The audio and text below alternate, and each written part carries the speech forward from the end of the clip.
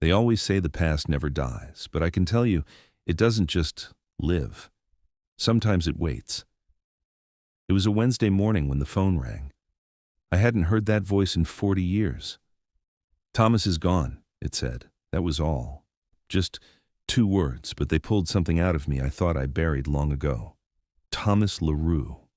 The man who saved my life once, back in 1964, on the edge of a burning cotton field in Louisiana. The man I hadn't spoken to since the day I ran from that town, those people, and that fire.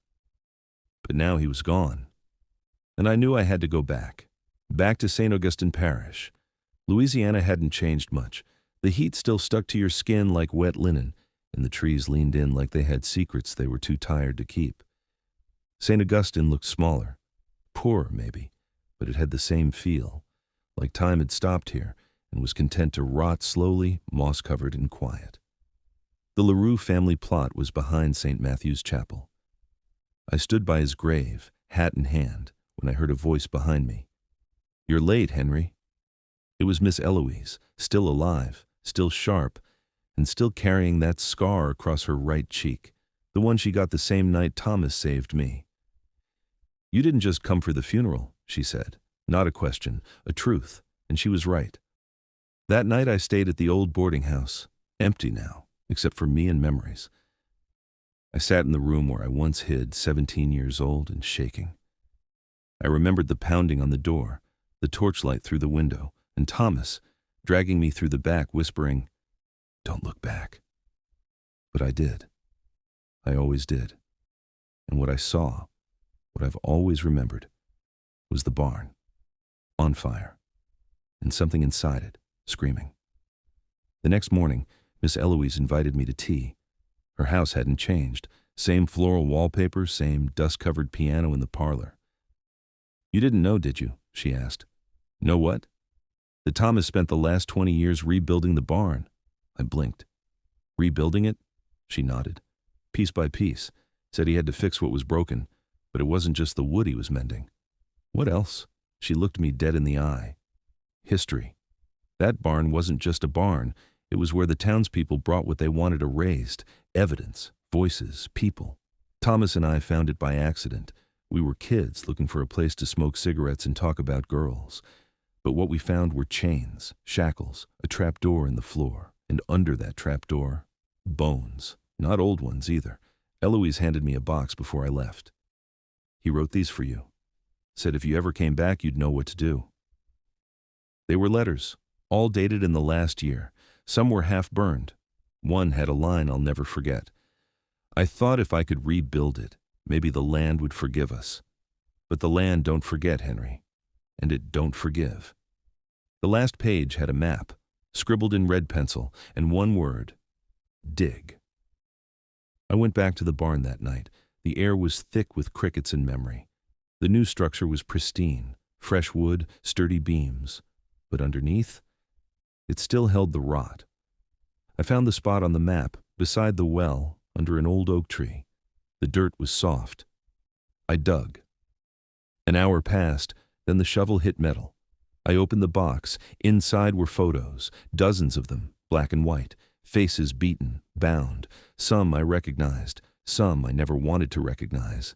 The town's founding families, the sheriffs, the preachers, all watching, all smiling. I brought the photos to the sheriff. He glanced once, then twice, then looked at me like I'd brought back a ghost. "We knew," he said finally. "We all knew. But it was the past." "No," I said. "It was murder." He folded the photos quietly. "And what would you like me to do, Mr. Freeman?" I looked him in the eyes. Dig. I sat alone in St. Matthew's Chapel that night. The stained glass windows looked like bleeding wounds in the moonlight. I lit a candle, not for prayer, but for memory. Because places like this, built by men who claimed God but practiced hate, held echoes. Eloise joined me silently. Her hands trembled as she handed me a folder she'd hidden in the chapel's bell tower for decades. Inside were names, dozens of them, all black, all gone, all marked unclaimed. "This was their church too," she said. but they never had pews. I looked at her. I didn't come back to make peace, Eloise. I came to drag the truth out by its throat. She just nodded. You better do it soon, Henry, before this place swallows it again. Sheriff Mason died in 1983, but his son, Dale Mason, still ran things around here, even if he wore a suit instead of a badge. I found him at the country club, sipping bourbon like he hadn't buried his conscience in that same soil I dug from. You're stirring up ghosts, Freeman, he said. Then maybe it's time they got stirred. He leaned forward, voice low and poisonous. Your friend Thomas was crazy, always digging, always mumbling about sins. Maybe he set that fire himself. I didn't blink. And maybe your father put that rope around Reggie Mays's neck in '62. His hand clenched the glass. You think this town cares? You think anyone wants to hear the truth? I stood slowly. I don't care what the town wants. I care what it needs. The town square was quiet. Too quiet. I nailed the photos and letters to the old courthouse doors just before dawn, just like Martin once did with his sermons. By noon, half the town had seen them. Whispers turned to stares. People crossed the street to avoid me. One woman spit on the sidewalk when I passed. But that night, someone knocked on my motel door. It was a teenage boy, nervous, holding a brown envelope. My granddaddy wanted you to have this, he said. Inside were tape recordings, conversations between town elders in the 1950s and 60s, bragging about keeping order and teaching them boys their place. One voice stood out. Sheriff Mason, clear as day. We held a meeting at the church, not a sermon, a reckoning. I played the tapes, showed the photos, read the names, and for the first time in that church's 120-year history, white folks sat silent while a black man told the truth. Some wept, some walked out, but some stayed. Eloise took the pulpit. I was there when they killed Elijah Brown. I heard the chains, I saw the smoke, and I said nothing. Her voice cracked. I ain't asking for forgiveness. I'm asking you to see it, to name it, and never bury it again. The air felt different after that, like the ground itself exhaled. Before I left, I walked down to the Bayou one last time. Thomas had built a bench there facing the water. There was a plaque, half rusted, barely legible, but I traced the words with my fingers. For what was lost, for what we found, and for what must never be hidden again.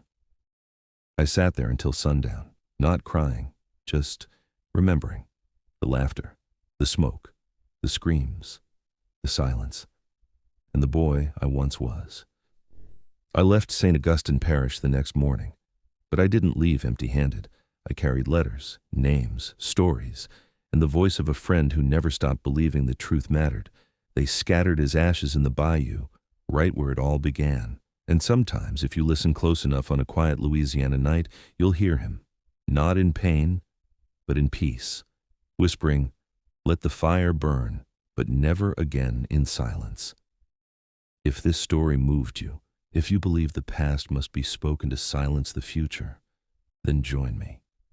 Share the truth, and keep the fire of memory alive.